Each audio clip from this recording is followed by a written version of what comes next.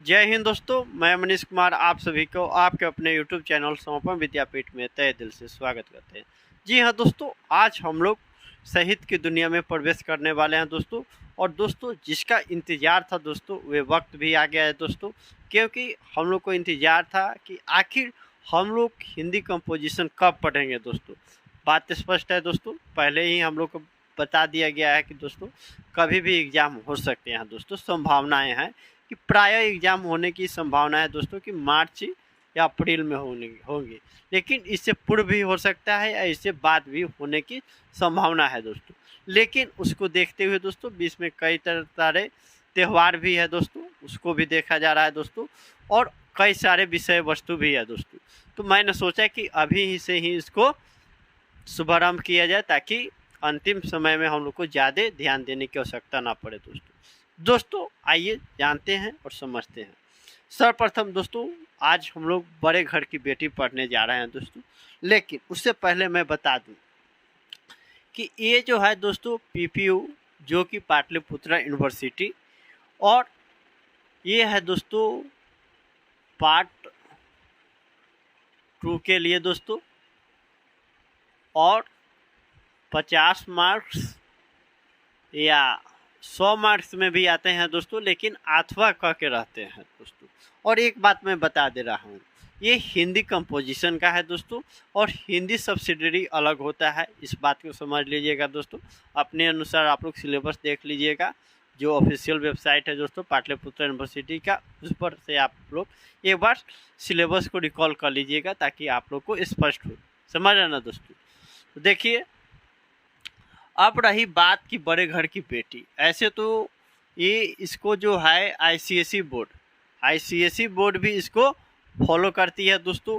कुछ ऐसे state board भी हैं इसको फॉलो करते हैं, और कुछ यूनिवर्सिटी भी इसको फॉलो करते हैं। तो हमारा जो उद्देश्य है दोस्तों समर्पण विद्यापीठ का दोस्तों, जिस दिन शुभारंभ हुआ था समर्पण विद्यापीठ, उसका एक ही उद्देश्य था कि पाटलिपुत्र यूनिवर्सिटी से संबंधित जितने भी छात्र हैं उनके लिए ये चैनल लाभदायक हो दोस्तों। इसको मद्देनजर रखते हुए हम लोगों ने आज वे जो वादा किया था दोस्तों, उसको हम लोग निभाने में अब तक कामयाब हैं दोस्तों, और आगे भी रहेंगे। ये मेरा अथक प्रयास रहेगा। तो दोस्तों ये रही बात। तो दोस्तों अब रह गई बात की बड़े घर की बेटी में हम लोग क्या पढ़ेंगे। बात स्पष्ट है दोस्तों, पहले इसको हम लोग जान ले। और 1 मिनट मैं बता दूं आप लोग की वीडियो को आप लोग ध्यानपूर्वक धैर्यपूर्वक दोस्तों और अंत तक वीडियो देखें, तभी आपको वीडियो देखने का सार्थक उद्देश्य दोस्तों सिद्ध होगा, अन्यथा आपका समय व्यर्थ जाएगा। ये बात आप लोग समझ लीजिएगा। अब रह गई बात कि हम लोग इसमें क्या पढ़ेंगे। सर्वप्रथम हम लोग शीर्षक के बारे में समझेंगे कि आखिर शीर्षक का अर्थ क्या है, अभिप्राय क्या है दोस्तों, और उसके बाद लेखक का दोस्तों हम लोग पढ़ेंगे लघु परिचय।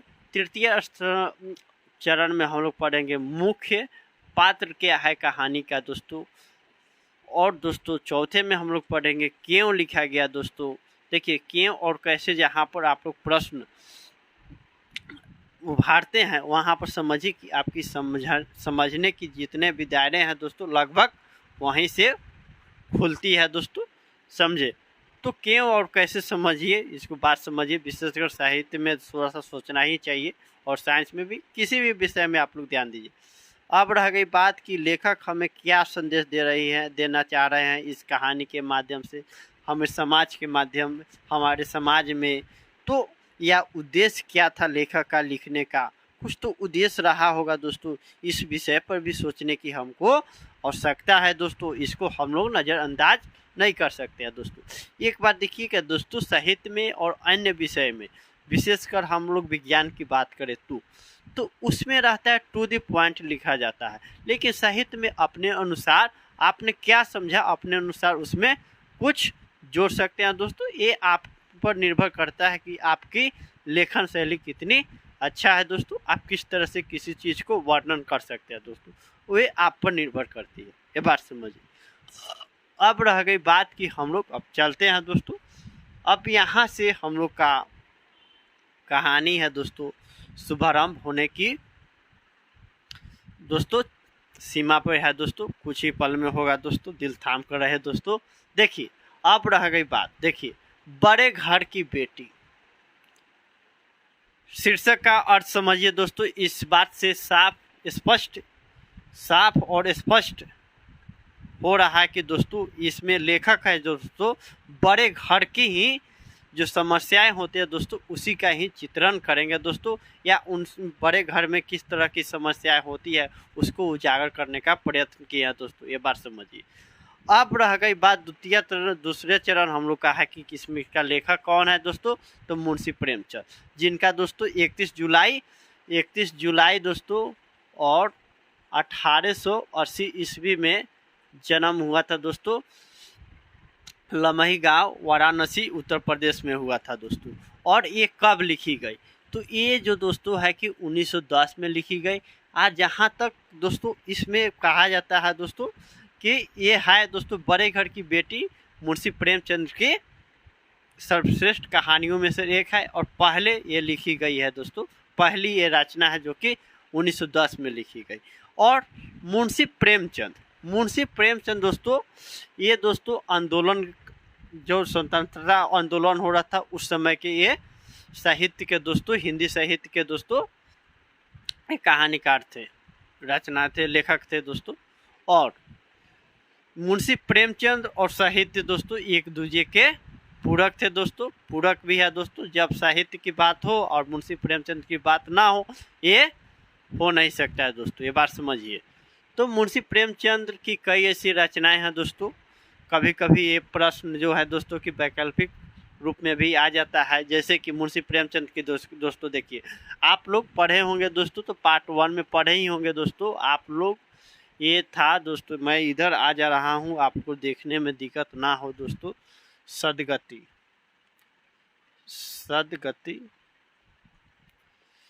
और ये दोस्तों था ईदगाह, हम लोग को ये सेकेंड ईयर में ही पढ़ना है दोस्तों। नासा हम लोग को, और दोस्तों नासा हो गया दोस्तों। और इसमें दोस्तों 2 बैलों की कथा, ये तो आप लोग पढ़े ही होंगे दोस्तों, बैलों की कथा। और दोस्तों 2 बैलों की कथा हो गया दोस्तों, ईदगाह हो गया, सदगति हो गया, बड़े घर की बेटी हो गया, कई सारे ऐसी रचना है दोस्तों। तो 2-4 आप लोग याद रख ले रहे दोस्तों, तो आप मान के चलिए कि आपको एग्जाम में किसी भी प्रकार का जो वैकल्पिक प्रश्न आएगा तो रहेगा कि इनमें से कौन सा रचना मुंशी प्रेमचंद की है, तो वहाँ पर आपको ध्यान रहेगा, तो आप लोग वहाँ पर चयन कर सकते हैं सही विकल्पों का। अब रह गई बात कि मुंशी प्रेमचंद का जन्म कहाँ हुआ, जन्म स्थल क्या है, तो वाराणसी, जो कि लमही गाँव, वाराणसी जिले में लमही गांव में हुआ था, जो कि उत्तर प्रदेश में स्थित है दोस्तों। तो आप लोग इसको थोड़ा सा वाराणसी याद रखिएगा दोस्तों, इनका जन्म स्थल था। और लमही गांव, अब इतना से आप लोग उत्तर प्रदेश दोस्तों आप लोग याद रखिएगा। अब रह गई बात शीर्षक के बारे में, हम लोग समझे, लेखक के बारे में समझे। मुख्य पात्र देखिए, अब यहाँ पर दोस्तों ध्यान देने की आवश्यकता है, देखिएगा दोस्तों। मुख्य पात्र है दोस्तों कि भूप सिंह दोस्तों, जो कि आनंदी के पिता है। और भूप सिंह के दोस्तों 7 बेटी थी दोस्तों, उनके पास एक भी बेटा नहीं था दोस्तों। और आनंदी है दोस्तों भूप सिंह की चौथी बेटी है दोस्तों। भूप सिंह अपने 3 बेटी की शादी बहुत ही धूमधाम से दोस्तों किए थे दोस्तों। और वे अपने ज़माने में एक ताल्लुकार थे, बहुत ही मतलब बहुत बड़े घराने से आते थे, बड़े कुल घराने से आते थे। और जिस वजह से इनको अपनी बेटी की शादी में जो हुआ था दोस्तों, क्या शादी हुआ था दोस्तों, बहुत धूमधाम से हुआ था दोस्तों। तो उसमें कुछ कर्ज इनके बढ़ गए थे दोस्तों, ये ऋण के बोझ से दबे जा रहे थे, समझे दोस्तों। ऐसे इनका था, ये थोड़ा सा ही समझिए। अब रह गए दोस्तों आनंदी, जो कि इसमें नायिका है दोस्तों, इसी पर कहानी पूरा इर्द गिर्द घूमता है दोस्तों, ये बात समझिएगा। भूप सिंह की बेटी, जो कि रूपवती और गुणवती है दोस्तों, अत्यंत रूपवती और गुणवती है दोस्तों। और अपने आप को समय के अनुसार ढाल लेना और दोस्तों ये हो गई दोस्तों। और ये आनंदी है दोस्तों कि भूप सिंह की चौथी नंबर बेटी है दोस्तों, ये बात समझिएगा। और बेनी माधव सिंह जो कि श्रीकंठ और लाल बिहारी के पिता हैं दोस्तों, वे भी अपने गौरीपुर में बहुत ही रियासत घर से आते हैं दोस्तों, तालुकादार से, जमींदार थे हैं दोस्तों। और इनके पास दोस्तों दूध हमेशा दूध दही के बौछार रहता था दोस्तों। प्राय इनके घर किसी न किसी व्यक्ति या महिलाएं आती जाती रहती थी हांडी लेकर घी लेने के लिए, लेकिन वर्तमान में इनकी स्थिति दयनीय हो गई है, मतलब गरीबी में चल रहे हैं दोस्तों, आर्थिक तंगी के कारण। बेनी माधव सिंह और श्रीकंठ जो कि लाल बिहारी का अग्रज यानी बड़ा भाई दोस्तों। और श्रीकंठ है दोस्तों बहुत ही मतलब सहनशील, पढ़ने में निपुण दोस्तों, और ये बीए भी किया है दोस्तों। अंग्रेजी का अधिपति होते हुए, अधिपति मतलब अध्यापक, प्रधान दोस्तों, या स्वामी कह सकते हैं।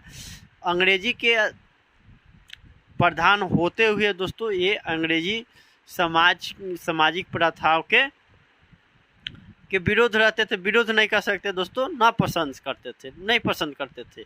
और ये दोस्तों सदा ही दोस्तों विश्वास रखते थे श्रीकंठ जी कि समाज में जितने भी एकत्रित परिवार है, सम्मिलित परिवार है, उन्हें ही उनको ही आगे बढ़ा जा सकता है, वे आगे बढ़ते रहते हैं दोस्तों। और इनका अटूट विश्वास रहता है कि जो लोग अपने परिवार के लिए टूटते बिखरते हैं वे समाज के लिए हानिकारक है, अपने जाति के लिए, अपने संप्रदाय के लिए दोस्तों हानिकारक मानते हैं। इस वजह से इनसे कितनी भी घर की भी इर्द गिर्द की लड़नाएं जो कि महिलाएं इनसे नफरत भी करती थी, या कुछ ऐसे भी महिलाएं थी दोस्तों कि इनको अपना शत्रु समझने में संकोच भी नहीं करते थे दोस्तों। और ये पढ़ लिख कर बीए कर दोस्तों एक दफ्तर में नौकर का काम करते हैं श्रीकंठ जी। और श्रीकंठ जी दोस्तों नौकर का काम करते हैं, और ये गौरीपुर में रामलीला के जनक माने जाते हैं दोस्तों श्रीकंठ बाबू। और लाल बिहारी श्रीकंठ का अनुज, जो कि श्रीकंठ से बिल्कुल उल्टा, पढ़ने में कोई मतलब नहीं दोस्तों। और ये शौकीन बहुत थे दोस्तों, इनके कमरे से प्राय संगीत आती रहती थी दोस्तों। और ये लाल बिहारी जी दोस्तों सजीला हट्ठा कट्ठा दोस्तों, पहलवानी करने में पूरा विश्वास रखते थे। किसी भी प्रकार के घर में आपत्ति क्यों ना हो दोस्तों, कितने भी हालात बद से बदतर क्यों ना हो, ये उठते 2 गिलास दूध पी ही लेते थे दोस्तों। ये लाल बिहारी थे। तो अब देखिए दोस्तों, अब हम लोग मुख्य पात्र भी पढ़े, अब क्यों लिखी गई दोस्तों, अब इसको क्यों को जवाब अभी भी मिलेगा दोस्तों, अभी ही मिलेगा। अब देखिए, अब यहाँ से कहानी हम लोग का रफ्तार पकड़ेगा दोस्तों। अभी तो कहानी हम लोग का पटरी पर आ गया है दोस्तों। अब यहाँ से कहानी का जो रफ्तार है दोस्तों, कहानी का जो ट्रेन है दोस्तों, यहीं से खुलने वाली है दोस्तों। इसलिए सभी यात्री से ध्यान है कि आप लोग अपना अपना कान यहाँ रखकर ही पढ़े दोस्तों। बात समझ रहे दोस्तों, कान यार मतलब कान कहने का क्या तात्पर्य हुआ, आप लोग अपना अपना दिमाग पास में रखें, तभी आप लोग समझ में आएगा। देखिए दोस्तों, ये रहेगी बात कि हम लोगों ने समझे। अब इस कहानी में दोस्तों क्या होता है, सर्वप्रथम समझिए शीर्षक से आप लोग को स्पष्ट हो रहा है कि ये इस कहानी में लेखक जरूर किसी न किसी रूप से बड़े घर की ही घटनाओं का, बड़े घर की जो घटनाएं होती है दोस्तों, उसी का ही चित्रण प्रस्तुत करेंगे। बात समझ रहे दोस्तों।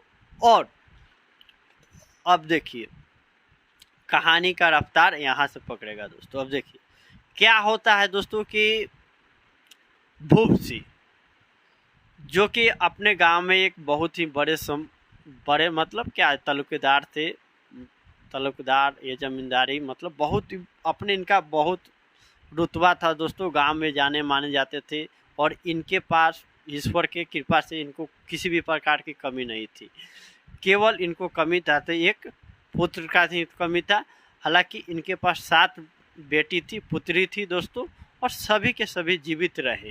ये बात समझिएगा, ये भी नहीं कहा कि किसी कारणवश एक दो चल बसे, जिससे कि जिससे निराश वाली बात नहीं थी।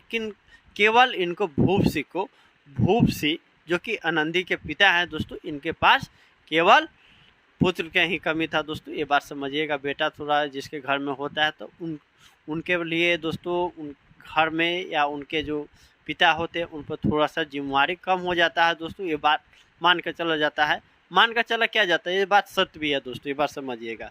खैर आजकल तो बेटा बेटी में कोई अंतर नहीं देखा जा रहा है दोस्तों। सभी भी मतलब जितने भी क्षेत्र हैं, किसी भी क्षेत्र में आप लड़का लड़की एक समान सबको हिस्सा मिल रहा है दोस्तों। तो ये पहले के मुताबिक जो है दोस्तों बात कहा जा रहा है, तो ये होता है। तो ये अपनी बेटी की 3 बेटी की शादी इतने धूमधाम से किए कि ये ऋण के बोझ से दोस्तों ग्रसित हो गए दोस्तों, आर्थिक तंगी से जूझने लगे दोस्तों। तो ये अब सोच रहे हैं कि आनंदी जो कि रूपवती है, गुणवती है दोस्तों, बहुत ही सुशील स्वभाव की है दोस्तों। ये नहीं कि घमंड है कि मेरे पास ये है वे है, बात ना करेंगे इस तरह का ना। मतलब आजकल जो हो रहा है प्राय देखिएगा, लड़की को लड़के या लड़की दोस्तों थोड़ा सा बड़ा होकर मतलब समाज में के दृष्टिकोण तो उनका थोड़ा सा अलग ही मतलब हाव भाव हो जाता है, लेकिन उसके मुताबिक नहीं। तो देखिए, तो भूप से सोचते हैं कि आनंदी का शादी किसी एक लड़के से किया जाए, लेकिन करे तो क्या करे। ये भी अपने आप को ना सोचने को चाहते कि आखिर हमारे पास पैसा का अभाव है तो इसको कैसे शादी किया जाए एक बढ़िया घर में दोस्तों। हर पिता की ख्वाहिश होती है कि अपने से बेहतर घर में अपनी बेटी की शादी की जाए दोस्तों, किसी भी तरह हो, खेत बेचना पड़े, मतलब ये इनका हर में जो दोस्तों पिता की ये प्राथमिकता होती ही है दोस्तों कि सर्वप्रथम बेटी को किसी भी प्रकार की हमारे तरफ से दिक्कत ना हो, इनका हर पिता का प्रयास रहता है दोस्तों, ये बात समझिएगा। तो इसी तरह से सोच रहे हैं दोस्तों। तभी श्रीकंठ आता है किसी चंदे के रूप में उनसे मांगने के लिए। तो उनके हाव भाव उनको देखते ही, श्रीकंठ को देखते ही दोस्तों क्या होता है कि भूप सिंह जो कि बेनी माधव सिंह का जो बेटा है दोस्तों, श्रीकंठ की ओर आकर्षित हो जाते हैं दोस्तों, और अपनी बिटिया की शादी अपनी बिटिया के हाथ जो दोस्तों हाथ पीला करा दे रहे हैं दोस्तों श्रीकंठ जी से, जो कि भूप सिंह की बेटी आनंदी और दोस्तों बेनी माधव सिंह का बेटा जो है दोस्तों श्रीकंठ से बहुत ही धूमधाम से होता है दोस्तों। इस प्रकार दोनों की शादी संपन्न होता है दोस्तों। अब रह गई बात कि दोस्तों इनकी शादी हो जाती है दोस्तों। अब देखिए, जिस प्रकार से श्रीकंठ का गांव में एक समाज में पहचान था दोस्तों, ये तो दोस्तों अब तक बरकरार था दोस्तों। और श्रीकंठ दोस्तों प्रायः दोस्तों शनिवार को अपने ऑफिस से छुट्टी मिलता था अपने दफ्तर से, तो अभी गांव में आता था, बृहस्पतिवार को फिर चल जाता था दोस्तों, ऐसा जिक्र किया गया है दोस्तों। तो क्या होता है दोस्तों कि शादी तो यहाँ तक संपन्न हो गया दोस्तों, सभी अपने अपने घर में। अब यहाँ पर क्या होता है, शादी हो जाता है। तो एक दिन की बात है, आनंदी है दोस्तों, आनंदी उसके घर पर आनंदी रहते हैं, और ये दोस्तों लाल बिहारी और बेनी माधव सिंह 3 आदमी रहते हैं। और अपने दफ्तर में ये जो है दोस्तों कि भूप सिंह है तो अपने घर पर ही रहेंगे दोस्तों, और श्रीकंठ अपने दफ्तर में चल जाते हैं अपने नौकरी करने के लिए दोस्तों। तो क्या होता है कि एक दिन आनंदी जो खाना बनाती है, नित्य दिन जो खाना बनता है सभी के घर में, उसी तरह से अपना खाना बना रही थी दोस्तों। तभी लाल बिहारी आता है 2 चिड़ियों को लेकर, मारा हुआ 2 चिड़ियों को लेकर, और बोलता है आनंदी से कि भाभी आज मैंने 2 चिड़ियों लाया पकड़कर, अपने जो बातचीत होता है दोस्तों। तो बोलता है बनाने के लिए, तो आनंदी बोलती है कि ठीक है मैं बना दे रहा हूँ। तब तक लाल बिहारी बोलता है कि तब तक मैं स्नान कर कर आता हूँ और खाना खाऊंगा उसके बाद। तो क्या होता है कि दोस्तों कि देखिए, अब देखिए यहाँ पर बात ध्यान देने वाली बात है दोस्तों, ये बात समझिए, यहाँ पर आप लोग ध्यान दीजिए। देखिए क्या होता है कि दोस्तों कि पहले के ज़माने में तो यूट्यूब इतना जो है दोस्तों कि सोशल मीडिया एक्टिव नहीं था, तो किसी को नए व्यंजन बनाने में दिक्कत होती तो भाई किससे पूछिएगा। बात समझिए आप, किसी भी लड़की का जो शादी होता है दोस्तों, तो अपने ससुराल में जाती है तो उसको नए व्यंजन बनाने को दिया जाता है, तो प्रायः लड़की जो होती है दोस्तों ना कहती नहीं है कि हमको नहीं बनाने आते, सोचती है कि इससे मेरा सामान पर थोड़ा सा ठेस पहुंचेगा दोस्तों, और कहेंगे लोग कि किस प्रकार की कैसे घराना चाहते हैं कि इसको अंदाज नहीं कि क्या बनाना है, कैसे बनाना है, और तो ये समझती है, तो इस वजह से वो नहीं कहती है, वे अपने इंतज़ार करती है कि हमारे पति जी आएंगे तो उनको बताएंगे। देखिएगा लड़की जो है दोस्तों शादी के बाद अपने ससुराल में सबसे ज़्यादा जो भी बात कहना होता है अपने पति से कहती है, और लड़का भी जो शादी के बाद जाता है ससुराल तो जो भी बात कहना रहता है सबसे ज़्यादा अपनी पत्नी से कहता है दोस्तों, ये बात समझिएगा, समझे। भले वहाँ पर खातिरदारी करने के लिए कितना भी लोग हो, लेकिन उनसे उतनी बात नहीं कही जा सकती है जितने जो अपने लोग कहते हैं, जो पति पत्नी आपस में जो बात करते हैं, समझ रहे हैं ना दोस्तों। तो ये बात समझ रहे, तो उस तरह से बातचीत करती है, और उनका जो है आनंदी है दोस्तों बेमन से मतलब देख लेती है। और क्या होती है देखिए, अब लड़की सबको देखिएगा दोस्तों, क्या होता है ना कि कोई नया व्यंजन ना बनाने आए तो उसको क्या करेगी कि टाल मटोल करके तब तक ले जो दोस्तों पहले जो है जो बना हुआ है उसको बनाते रहेगी। बन रहा है कहेगा कि आप कहिएगा कि बना, तो कहेगा कि नहीं अब तक ये बना रहे हैं, इसको ऐसे बनाएंगे उसको ऐसे बनाएंगे, एक तो नया व्यंजन, बात समझ रहे हैं ना दोस्तों। उसके बाद थोड़ा सा नया आपका शादी हुआ दोस्तों, कैसे आप स्टेबल कीजिएगा। एक बात हो जाता है दोस्तों रुतबा का कि हम भी अपन किसी से कम नहीं, ऐसे तो होता है दोस्तों, ये बात समझिए।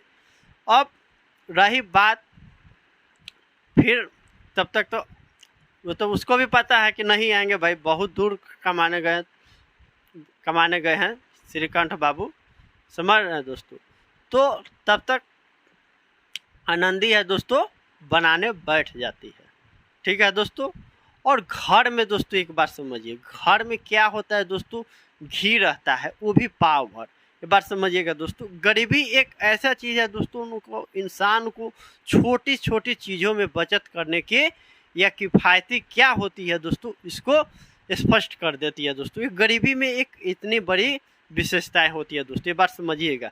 बचत क्या होता है दोस्तों, गरीबी ही बताती है दोस्तों, छोटी छोटी चीज़ों में। और प्रायः देखिएगा दोस्तों जितने भी निम्न वर्ग से आते हैं, आर्थिक स्थिति से जो लोग निचले तबके के हैं दोस्तों, ये लोग भी जो भी काम सामान करते हैं दोस्तों रोज़मर्रा के आधार पर 250-200 ऐसे करके तेल हो चीनी हो ये सब खरीदते हैं दोस्तों। जो कि गरीबी है दोस्तों, वे सोचते हैं कि आज काम करेंगे तो फिर अगले आज का आज फिर कल का कल देखा जाएगा, ऐसा होता है।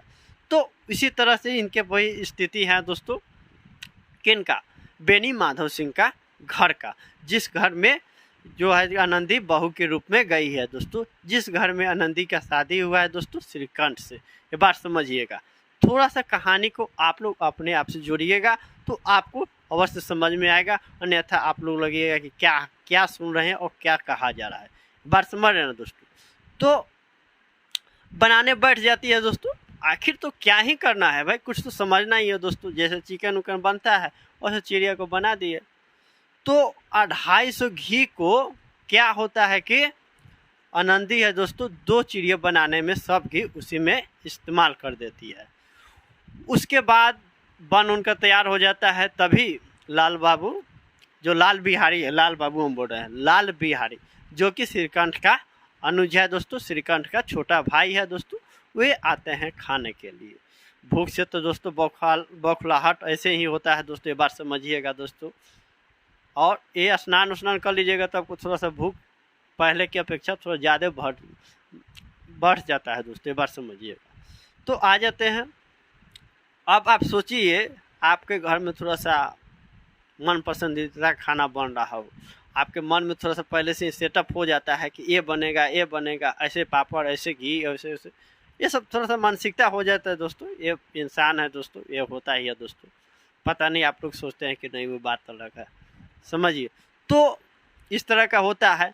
तो उधर से क्या होता है कि दोस्तों आते हैं लाल बिहारी खाना खाने के लिए। तो अब तक अपना आसन ग्रहण करते हैं, विराजमान होते हैं कि आखिर खाना तो यहीं खाना है जहाँ खाया करते थे। तो खाने बैठते हैं। तो ये सब चीज़ है, लेकिन दाल में है दोस्तों घी ना पाकर वे पूछे कि दाल में घी नहीं है। तो आनंदी बोली घी घी घी तो सब चिड़िया में ही लगे। तो तब तक बोलता है क्या उनको, ये लाल बिहारी बोलता है कि पाव भर घी था, इतना जल्दी खत्म।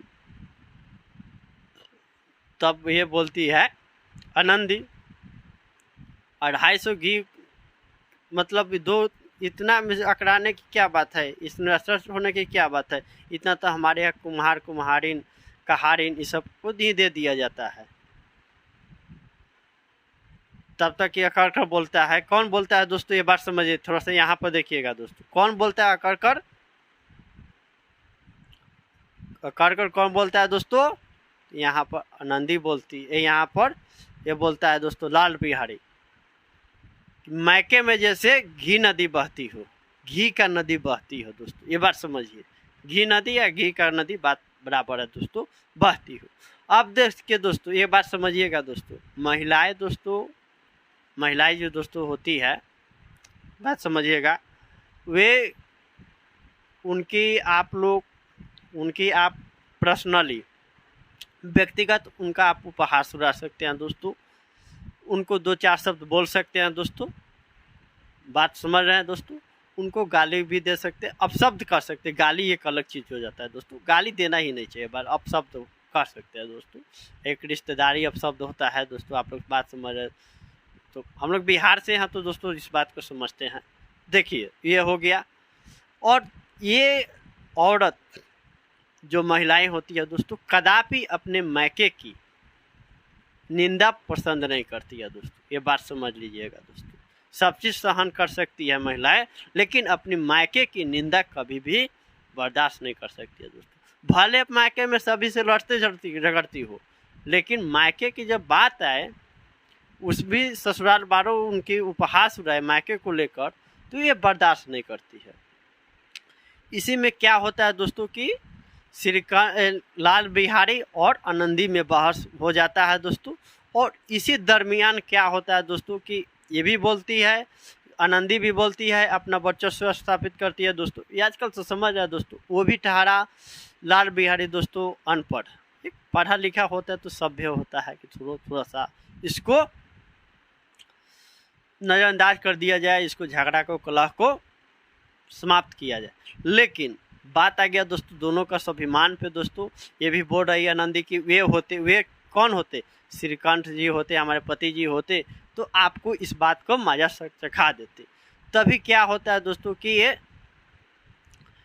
क्या होता है दोस्तों, आप देखा दोस्तों, ये लाल बिहारी है दोस्तों की खराब जो दोस्तों जो होता है लकड़ी का चप्पल होता है, आनंदी पर चला देता है। चलाने के दरमियान क्या होता है दोस्तों, आनंदी जो रोकना चाहती है उसको, तब तक उसको सिर पर लग जाता है दोस्तों, और वह घायल हो जाती है, थोड़ा सा ब्लड आने लगता है दोस्तों, ये बात समझिएगा। तो ये हो गया दोस्तों। अब यहीं से देखिएगा दोस्तों कैसे एक सम्मिलित परिवार कैसे बिखरता है दोस्तों, और कैसे इसको एकत्रित किया जा रहा है दोस्तों। केवल सोच का फर्क हो जाता है दोस्तों। देखिए ये परिवार को बिखर रही है दोस्तों, परिवार को टूटने को मजबूर कर रही है दोस्तों। ये महिलाएं हैं दोस्तों, बड़े घर की बेटी हैं दोस्तों, और उसको जोड़ने में भी अहम भूमिका अदा कर रही है दोस्तों, बड़े घर की बेटी है दोस्तों। अब आ गया बात कि कैसे जोड़ती है, कैसे, तो यहाँ तक समझ गए दोस्तों कि आनंदी घायल हो जाती है दोस्तों। अब देखिए क्या होता है दोस्तों, अब आनंदी घायल हो जाती है दोस्तों, और ये घटना है दोस्तों बृहस्पतिवार को होता है, ये बात समझिएगा। और श्रीकांत जी आते हैं हमेशा शनिवार को आते हैं। तब तक तो 2 दिन आनंदी अब समझते हैं घर में थोड़ा सा कलह हो जाता है, और ये भी इस तरह का कलह स्वाभिमान का दोस्तों, देवरानी में क्या बोलते हैं देवर और भाभी का दोस्तों, ये बात समझिएगा, वो में हो गया जाता है। तो किसी तरह आनंदी अपने आप को 2 दिन बहुत ही मशक्क़त से काटी, बहुत ही मशक्क़त के साथ बिताई, खाना पीना सब बंद कर कर। ये देखिएगा, औरत सब कुछ करे या ना करे, झगड़ा झंझट करने के बाद खाना छोड़ देगी, समझ रहे हैं ना दोस्तों, खाना को ही छोड़ देगी कि खाना ना खाएंगे ना ऐसी करेंगे, दिमाग को कुछ लोग को था नहीं चलता है, ये बात समझिएगा दोस्तों। देखिए दोस्तों, मैं जो है दोस्तों अपना व्यक्तिगत राय बता रहा हूँ दोस्तों, कुछ ऐसे जो लड़की व्यक्ति होगी तो दोस्तों इसको आप लोग थोड़ा समझिएगा दोस्तों। साहित्य है दोस्तों, थोड़ा सा इसको रुचिकर बनाने के लिए थोड़ा सा हमको भी बैकग्राउंड जोड़ना पड़ता है दोस्तों, ये बात समझिएगा, अन्यथा लगेगा कि आप लोग सत्यनारायण भगवान का कथा सुन रहे हैं, कुछ समझ में नहीं आएगा, ये बात समझ रहे हैं ना दोस्तों। इसलिए मैं रुचिकर बनाने के लिए थोड़ा सा अपने तरफ से भी जोड़ रहा हूँ। अब देखिए दोस्तों, अब क्या होता है, शनिवार को श्रीकंठ आते हैं।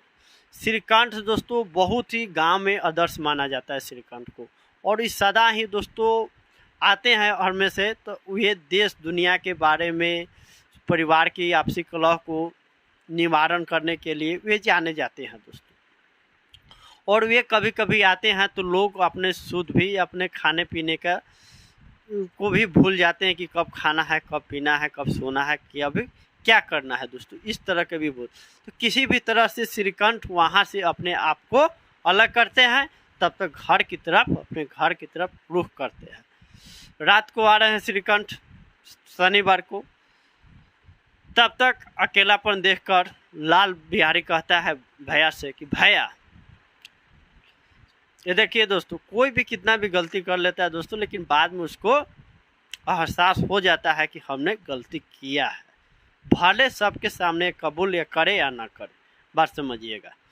तो बोलता है क्या लाल बिहारी कि भैया थोड़ा घर में समझा दीजिए। घर में क्या, किसको समझाना, दीवार को नहीं, भाभी को समझा दीजिएगा कि आए दिन बढ़ चढ़ कर बोलती रहती है, इस तरह से बोलती रहेगी, झगड़ती रहेगी, तो एक दिन ऐसा अनर्थ हो जाएगा। अब देखिए दोस्तों, कोई भी पति या कोई भी व्यक्ति जो तो घर का एक बड़ा सदस्य, श्रीकंठ दोस्तों घर का बड़ा लड़का दोस्तों, वो भी शादीशुदा दोस्तों, और उसको आने पर बाहर से बातचीत करके आया दोस्तों, और उसको आप आने के बाद के समय आप उसका ना हाल चाल ना पूछकर घर की समस्या उनको बता दिए, वो भी दोस्तों ऊपर झाँपर, मतलब तोपा तोपी, कहने का मतलब क्या, बात कुछ और था, वास्तविक बात ना बताकर दोस्तों इधर उधर की बात बता दिए कि हाँ ये था, ये नहीं बताया कि कारण ये झगड़ा किस वजह से हुआ, घर में कलह किस तरह से हुआ, तो ये बता दें तो वो भी सोचता है कि भाई क्या हुआ, रात हो गया। तब तक आनंदी जो कि कोप भवन जो होता है, जो अंधेरा टाइप का होता है, उसमें ज़्यादातर लोग लाइट उठ नहीं रहता है, थोड़ा सा गुस्सा उस्सा होता है, आप लोग देखे ही होंगे दोस्तों। ये केकई वाला में जो रामायण में दोस्तों क्या होता है, जब राम का 14 वर्ष का वनवास और ये भरत का ये दोस्तों यदि राज्य अभिषेक का मांग हो रहा है, तो उसमें तो क्या होता है, केकई को भवन में चल जाती है दोस्तों, उसी तरह आनंदी भी चल जाती है। बात लाजमी है दोस्तों, कोई भी घर से आएगा दोस्तों तो अपना जाएगा परिवार के पास, तो जाकर पूछता है कि क्या हुआ भाई, कि घर में कलह मचा के रखी हो, ये श्रीकंठ पूछा। तो आनंदी पूरे तेवर में बोली और जान गए कि ये आ गए हैं पति जी, थोड़ा सा अपने आप को पूरा और आग बबूला हो गई, और बोल रहे कि किसने ये आग लगाई, किसने ये बताई, मतलब ये घटना के बारे में किसने बताई, जो बताए तो वो इससे भी पूछ ले। ठीक इसी तरह का जो घटना था हुआ था दोस्तों, वे आनंदी भी श्रीकंठ को दोहरा दी। अब भी देखिए दोस्तों, अब क्या होता है दोस्तों, यहाँ पर क्या होता है दोस्तों, किसी भी महिला को देखिए दोस्तों, बात को थोड़ा सा प्रभावशाली बनाना हो तो क्या होता है दोस्तों, लड़कियाँ क्या करती है, बात बोलने के दरमियान, बात रखने के दरमियान ही दोस्तों रोना धोना शुरू कर देती है, जिससे कि बात में बहुत ही प्रभावशाली प्रभाव पड़ जाता है दोस्तों। और अगला इसको ना चाहते हुए भी दोस्तों इसको स्वीकार करना ही पड़ता है दोस्तों कि हाँ वाकई में ये घटना घटित हुआ होगा दोस्तों। ये नहीं, उसको विश्वास नहीं होता है दोस्तों। लड़की कई बार समझेगा कि हम बात जो कह रहे हैं सामान्य वार्तालाप के रूप में, तो ये मान्य होगा या नहीं, तो उसमें बात कहने से कहते रोना धोना स्टार्ट कर देती है, जिससे कि और भी दोस्तों क्या हुआ दोस्तों कि औरतों का रोना और पुरुषों का गुस्सा में दोस्तों ये तेल या अथवा घी का काम करता है दोस्तों, समझ रहे हैं दोस्तों। तो इस तरह से होता है। और पहले से तो गुस्सा ही था दोस्तों श्रीकंठ, और श्रीकंठ ये बात सुनकर और भी आग बबूला हो गया। किसी भी तरह करवट इधर उधर कर रात व्यतीत किए। सुबह होते ही दोस्तों बेनी माधव के पास, जो कि दोस्तों ये बात समझिएगा श्रीकंठ दोस्तों अशिक्षित नहीं है, बहुत पढ़ा लिखा है दोस्तों। और एक बात आप लोग समझिएगा, किसी भी घर में कला होता है दोस्तों तो इर्द गिर्द के जो समाज के लोग होते हैं दोस्तों उसका मौका उठाकर उपहास उड़ाते हैं दोस्तों। लोगों का ये सामान्य धारणा है दोस्तों, किसी की बेइज्जती करने में हमारे यहाँ दोस्तों, हमारे जो समाज है दोस्तों, लोगों की बहुत ही मज़ा आता है, बहुत ही दोस्तों रुचि से ये लोग हिस्सा लेते हैं बढ़ चढ़ कर, ये बात समझिएगा। तो घर का दोस्तों बहुत ही दोस्तों परिपक्व, सब चीज़ से परिपूर्ण, समझदारी विवेकपूर्ण दोस्तों, किसी भी तरह का बात होता था दोस्तों तो बेनी माधव सिंह दोस्तों बिना श्रीकंठ को बताए कोई भी फैसला नहीं लिया करते थे दोस्तों। और अचानक कोई बेटा अपने पिता से कहे कि मैं इस घर में नहीं रहूँगा, ये बात समझिए दोस्तों कितना पिता पर दोस्तों किस तरह के ये बात किस तरह के ठेस करेगा दोस्तों, उन पर क्या गुजरेगा दोस्तों एक पिता पे, इसको दोस्तों समझा जा सकता है।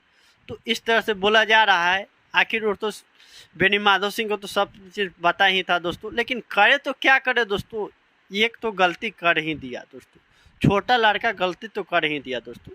कुछ भी हुआ दोस्तों बात तक ही सीमित हो रहता, क्या जरूरत है दोस्तों महिलाएं पे हाथ उठाना दोस्तों, ये मैं नहीं समझता उचित है दोस्तों, उचित है ही नहीं दोस्तों। एक बात तक समझ में आता है दोस्तों, उस सब का एक दायरा होता है, मर्यादा होता है दोस्तों। किसी भी तरह का आप किसी को मर्यादा का उल्लंघन नहीं ना कर सकते हैं दोस्तों, ये समझ रहे ना। तो उस पर हाथ उठाकर वे गलती कर ही दिया। अब ये सोच में पड़ जाते हैं दोस्तों कि इस तरह का बर्ताव श्रीकंठ को आखिर क्यों हुआ दोस्तों, आखिर क्यों एक अपनी औरत के कारण दोस्तों, एक स्त्री के कारण अपने भाई को त्याग करने को मजबूर है दोस्तों। स्पष्ट बोल रहा है कि मैं इस घर में नहीं रहूँगा, मुझे भी अपनी मान मर्यादा का ख्याल है। इस घर में जिसको औरतों को सम्मान करना चाहिए दोस्तों, वे औरतों पर जूते चप्पल से प्रहार कर रहे हैं दोस्तों। आखिर मेरा भी कुछ पद प्रतिष्ठा या क्या कर सकते हैं, मेरा भी पद प्रतिष्ठा का कुछ ख्याल है अथवा नहीं, बात समझिए दोस्तों। अब देखिए दोस्तों, जो सदा ही टूटते हुए घर को जोड़ने वाला लड़का अपने आप को इस तरह से टूटने को बेताब है दोस्तों, उस पर सोचने वाली बात है दोस्तों। अब पहले से इनका तो लोग कुछ तो इनका दोस्तों के विरोधी थे ही दोस्तों, लेकिन ये बात जब हो गई ये घटना तो और भी लोग उस पर सोचने को, इनका उपहास उड़ाने में तनिक भी देर ना करते। ये बात समझ रहे हैं ना दोस्तों, तनिक भी देर ना करते। तब तक अगल बगल के लोग किसी न किसी बहाने से इनके घर आया जाया करते थे कि आखिर क्या हो रहा है दोस्तों। दो व्यक्ति के बीच में जब झगड़ा होता है दोस्तों तो हमारे अड़ोसी पड़ोसी जो होते हैं दोस्तों बढ़ चढ़ कर हिस्सा लेते हैं। क्या ही करना है दोस्तों, उनका तो मजाक ही तो उड़ाना है, उनको तो नीचा ही दिखाना है ना दोस्तों। आखिर किसका पलड़ा भारी रहता है, इस तरह का देखते हैं लोग, ये बात समझिएगा। इस तरह के हर समाज में लोग पाए जाते हैं दोस्तों, ये बात समझिएगा। तो हालांकि गार्जियन होता है, अभिभावक होता है दोस्तों,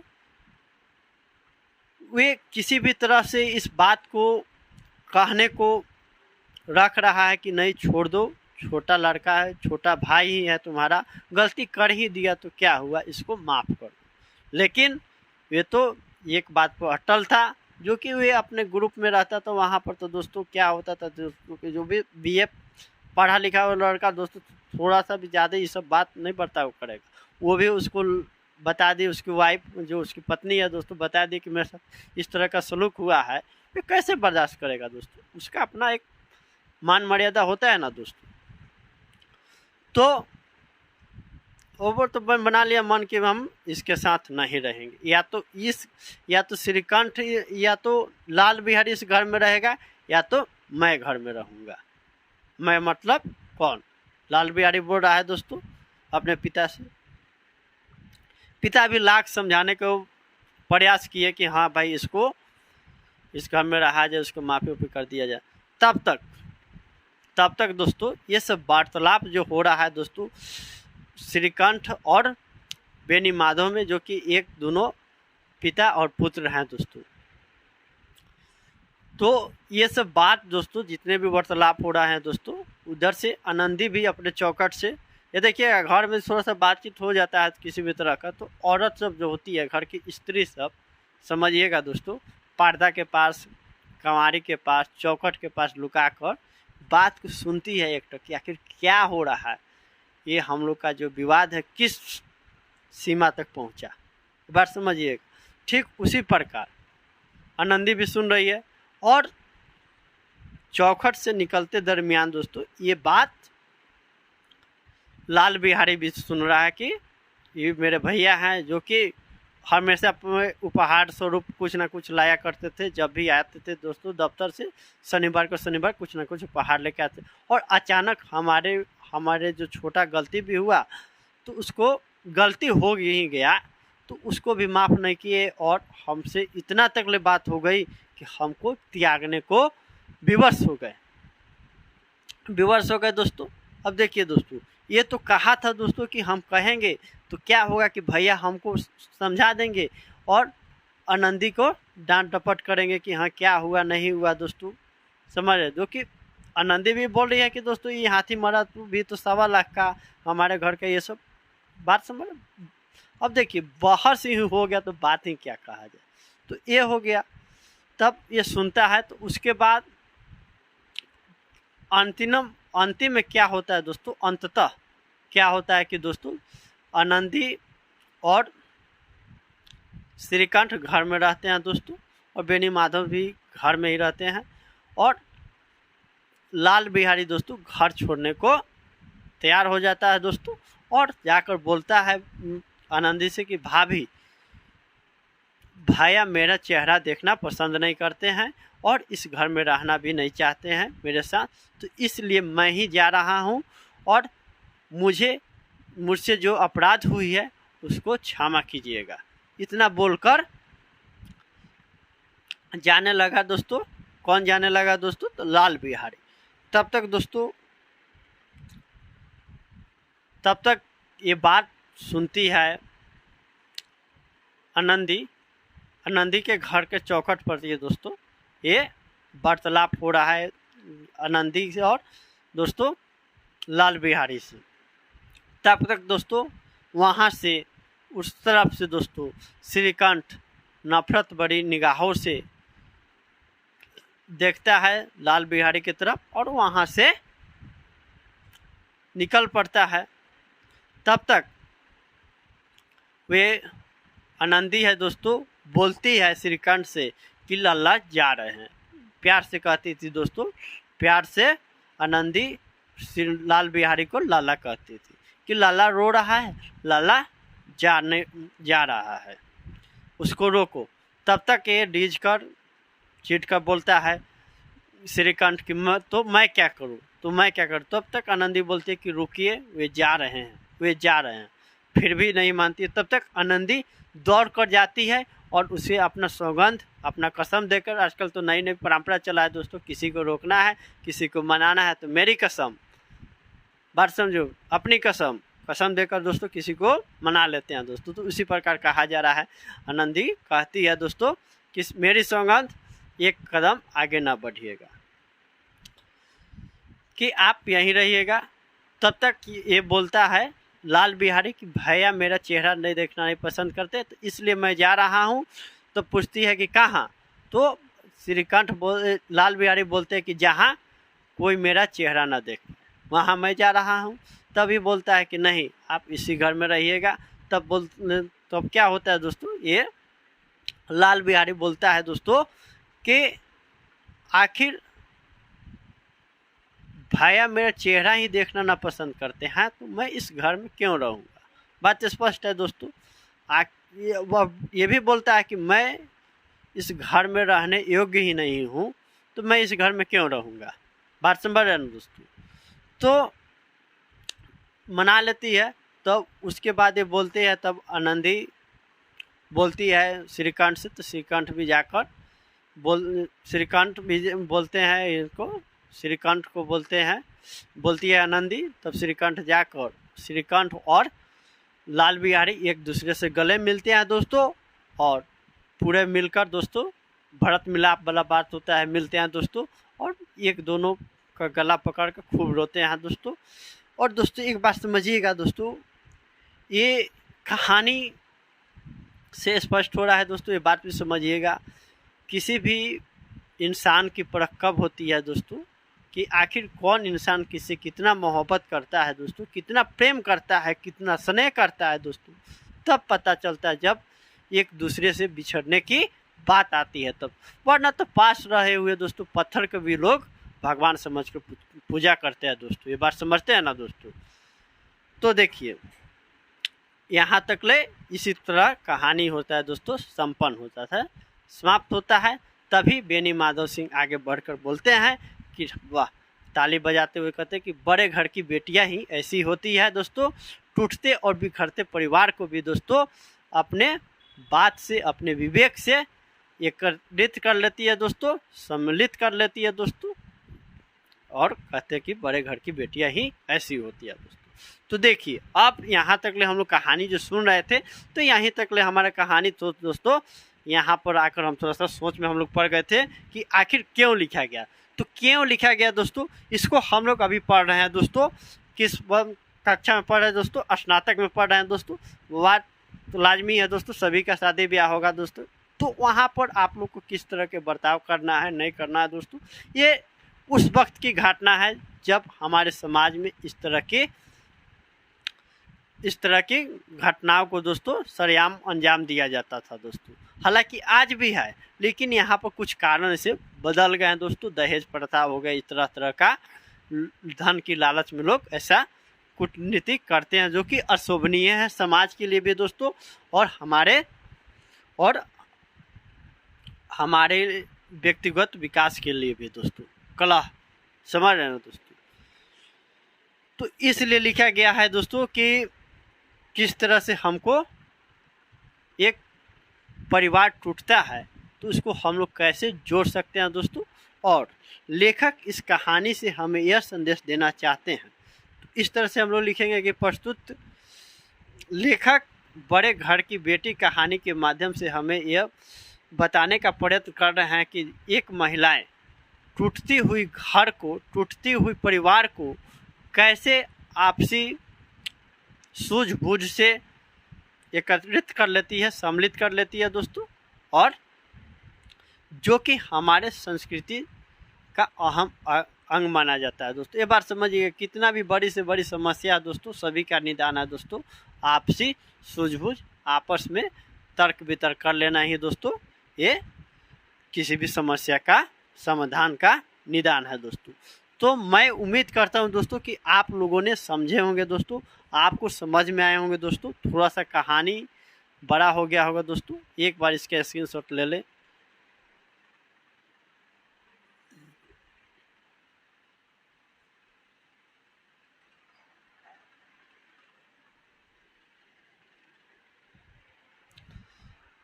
ठीक है दोस्तों, मिलते हैं अगले क्लास में, तब तक मुझे इजाज़त दीजिए दोस्तों। जय हिंद, जय भारत।